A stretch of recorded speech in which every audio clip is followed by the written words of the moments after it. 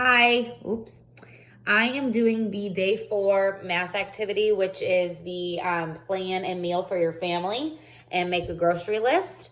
So I knew that I wanted to make lasagna because I was watching TV the other day and they were making lasagna, and so I knew I wanted to make lasagna. So I looked up a recipe for lasagna and I kind of wrote down everything that I knew I was going to need. I looked at this grocery list that they put, and it really didn't have any of the things that I needed to make my lasagna. So what I did instead is I went to the Hy-Vee website, and you can use whatever website your parents use for groceries, if it's Target, Walmart, Price Chopper, because you do have to have an account for at least Hy-Vee you did to see the prices. And I just started typing in everything that I wanted to buy. So I knew that I was gonna need ricotta, mozzarella, sauce, beef, noodles. So what I did, like here you can see the noodles. So I wrote down noodles, and those were $1.18.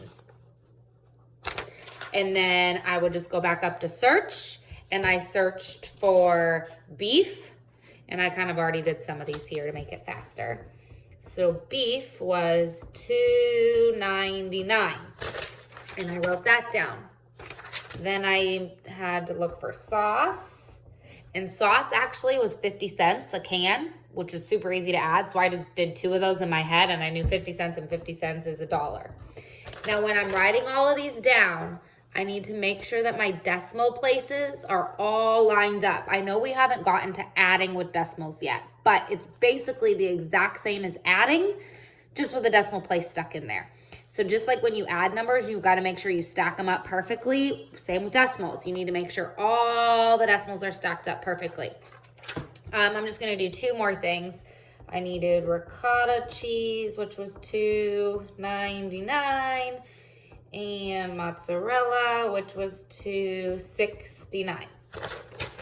So I have my list. Now yours, I need a lot more stuff, so it will be a lot longer, but I'm just doing those 5 for the video. So whatever you're gonna make, Chinese, tacos, whatever you're gonna, steak and potatoes, use a grocery ad, find everything that you need. Now, if you're actually using what your parents use, you could click add to cart if that's okay with them, and actually put everything in the cart. And then they can decide, oh, I'll actually get this for pickup, and you really did plan a meal. Now, looking back on the lesson plan, it says, what is the cost of each item? Okay, that's what I just did. Estimate your grocery bill. So I'm looking, my noodles are $1.18, beef is $2.99. Okay, that's pretty much $3. $1, $3, $3. So I'm spending 1, 3, that'd be 4, 5, 6, 7, 8, 9, 10, 50. I'm gonna say is my estimate if I was really only getting these things. So my estimate is about $10.50, and I'm gonna write that down. And your parents do this when they grocery shop. Oh, I bet I'm spending about $60. Now remember, you have a $50 limit on your meal.